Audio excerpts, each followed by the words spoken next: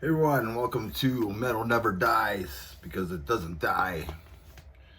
Even if you're listening to death metal, it doesn't die. Metal never dies. Anyway, this is the ranking. I got 15 studio albums by death metal bands ranking their 5th studio album. So let's get this going. Number 15, I have Entombed.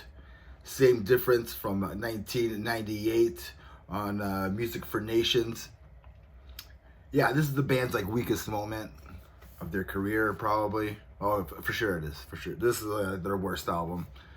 It's one of the worst albums I ever heard. I remember getting this album, and I was like listening to Left Hand Path and Wolverine Blues. I really loved those albums, and then I remember getting this album, and I was like, what the F's going on? What is this?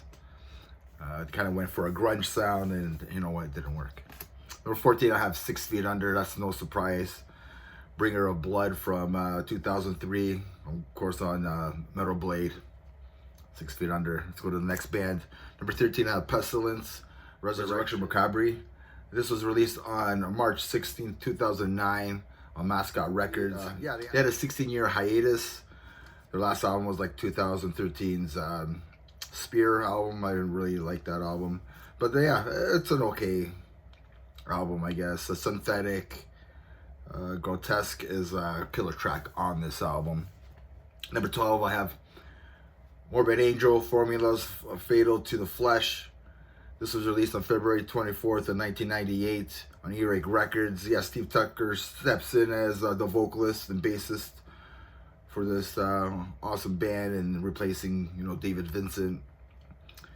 Yeah, there's some like weird parts on this album. I don't know, just kind of just weird. There's some weird stuff, some weird sounds going on in this album.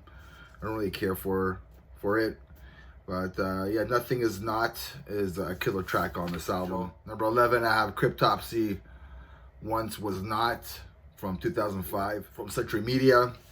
Lord Worm is back on vocals since 1996's None So Vile.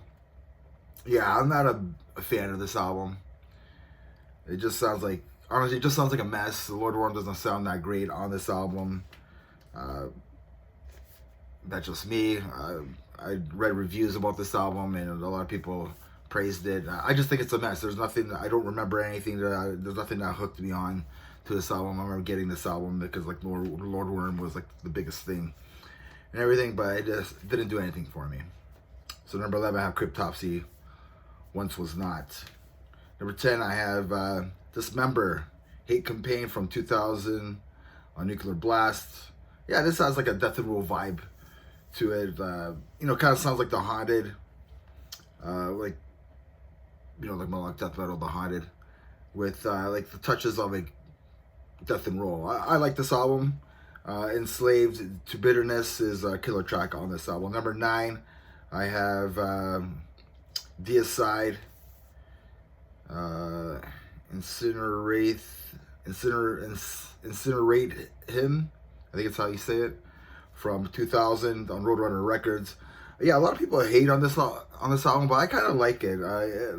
It mixes in some groove metal, especially at that time, like 2000. I probably would have been all over this album. It reminds me of like Slayer's Diablo Musica. Kind of has like that vibe to it, like the groove metal to it. And like I said many a times, that Deicide is it's like Slayer's death metal, I guess. Like it's the death metal of Slayer. Said that many times. So yeah, number 9. So making that comparison probably shouldn't surprise anybody. So number 9, I had Deicide. I'm not too sure I say that title, anyways. Number 8, I have Carcass, Swan Song. This was released on June 10th, 1996 on Earache Records. Yeah, Death and Roll vibe type of album. It reminds me of like it reminds me of a heavier Megadeth's like Countdown to Extinction. It just reminds me of that album, but at a heavier death metal, I guess, like level. Keep on Rotting in a Free World. It's a pretty funny title. Tomorrow Brings Us So All Belongs to Nobody. Black Star's a killer track. Cross My Heart is another killer track on this album. Yeah, after this, the band would go on hiatus until 2013, Surgical Steel. Number 7, I have Gorguts, Colored by Sand from 2013. Yeah, man, some crazy stuff on here. It's a good album, but it can be a lot at times. I think this album could be a little bit too much at times. You know, just I don't want to say you get bored of it, but it's just like there's a lot going on. It's pretty chaotic, a groove chaotic type of album. An Ocean of Wisdom is a killer song. Forgotten Arrows is another killer song on here. Enemies of Compassion is another killer song. So yeah, 3 or 4 killer tracks on this album. It's a good album, but it's just a lot. There's a lot to take in. It takes multiple listens. Number 6, I have Napalm Death, Fear, Emptiness, Despair from 1994 on Earache Records. Earache Records used to be awesome, but it's not awesome anymore. Apparently, the band members were having some kind of conflict on this album. I think that direction-wise, they were having like some kind of conflict with this album. But yeah, this is a really heavy death metal album. Twist the Knife is killer, and Plague Rages is another killer track on this album. Number 5, I have Obituary, Back from the Dead, released on April 22nd, 1997 on Roadrunner Records. This is the final album before the 6-year breakup hiatus. They were gone for like 6 years. And they came back, you know. Of course they came back because they're releasing material. But I think this is just a really fun album. I think this is like, just screams out Obituary, what they are now and stuff like that. I think it's just a really fun album. So yeah, number 5, I have Obituary, Back from the Dead. Number 4, maybe I might surprise some people, I don't know. I have Cannibal Corpse, Vile from 1996 on Metal Blade Records. So here we have like Corpse Grinder walking in from Monstrosity. You know, Chris Barnes, he got fired. Like, they fired him. I think they wanted something a little bit more tighter. They wanted things to be a little bit more technical, especially in the vocal side. They didn't want things to be so loose. So this is a more tighter, more technical death metal approach compared to like the Bleeding from back then. And yeah, everything's just tighter and precise on this album. Devoured by Venom is a killer track. Absolute Hatred is another killer track. Orgasm Through Torture is another killer track. Killer album, killer debut album by Corpse Grinder. Chris Barnes is Forgotten. 6 Feet Under is going downhill. But not yet. This is only 1996, so you know, 6 Feet Under was like on a high, I guess. Number 3, I have Bolt Thrower for Victory. This was released on November 28th, 1994 on Earache Records. Earache Records is all over this thing. Produced by Colin Richardson. I think this is a great death metal album from start to finish.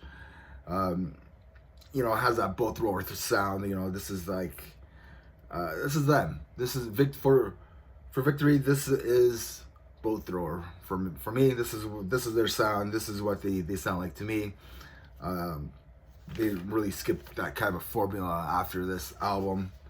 Number 2, I have Suffocation, the self-titled album. I think this is a great album from 2006 on Relapse Records. Great technical, brutal death metal with great production by the band. I found the songs were catchier and heavier. The slams on here were like brutal as well. Yeah, Abomination Reborn is a killer track. Ben Torture Kills, another killer track. Misconceived is another killer track on this album. Yeah, Suffocation, the self-titled album, is fucking killer. Number 1 album I have, if you haven't guessed it already, is Death, Individual Thought Pattern by 1993. Relevant Records. Yeah, just an angrier, technical death metal album by Chuck Schuldiner and whoever else is in the band. I did do an albums ranking of Death, so if you haven't checked that out, and you'll have a more of a description about this album and about Death in general. I love Death, And let me know about your rank. Let me know what your list. Let me know what your rankings would be for the 5th studio album by Death Metal Bands. And remember, everybody, metal never dies. Cheers.